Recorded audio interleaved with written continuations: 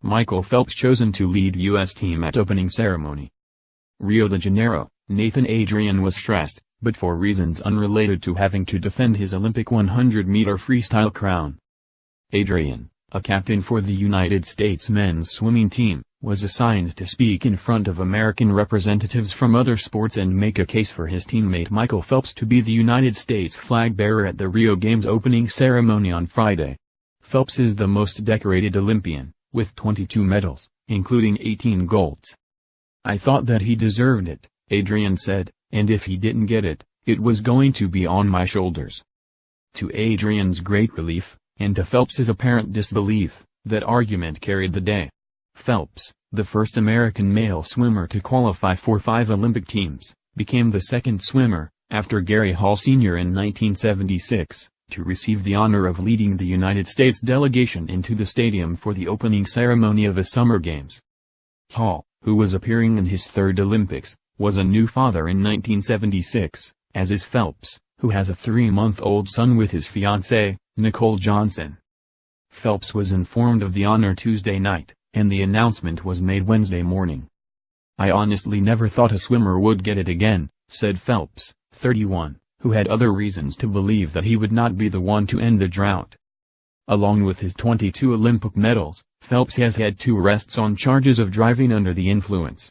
The more recent one came in September 2014 and prompted his removal from the United States team that competed at last summer's World Championships.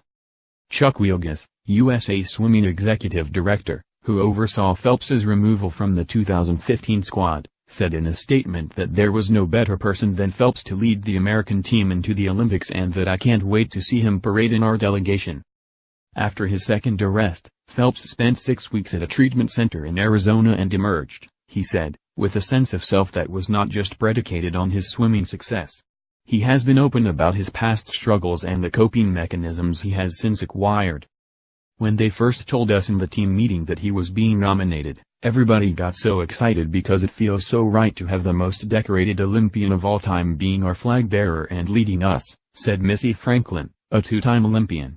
"And outside of the pool, having someone who has overcome so much internally, externally, and shared that with everyone and just shown people what an inspiration he is." Phelps has never walked with the United States team in the opening ceremony. In his last 3 Olympic appearances, he competed in the 400-meter individual medley, which he described as the decathlon of the sport. The event is held in the first 2 sessions of swimming, which start the day after the opening ceremony, precluding him from spending hours on his feet the night before. However, Phelps's first individual event of these games is on Monday. He is also in the mix for a berth in the 4x100-meter freestyle relay on Sunday.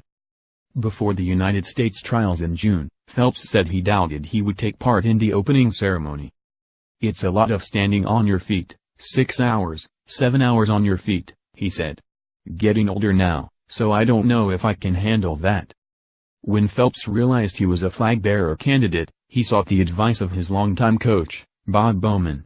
On a scale of 1 to 10, he asked Bowman, how strongly did Bowman feel that he should lead his American teammates in the parade. If Bowman said 8 or above, Phelps said, "There was no question I'm doing it." And what did Bowman say? He said 7.8, Phelps said with a laugh. Phelps has never been one to ignore Bowman's instructions at major meets, but this time he made an exception.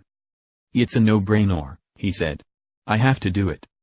One of Phelps's sweet mates in the Olympic Village is Ryan Lochte, his longtime rival in the individual medley events.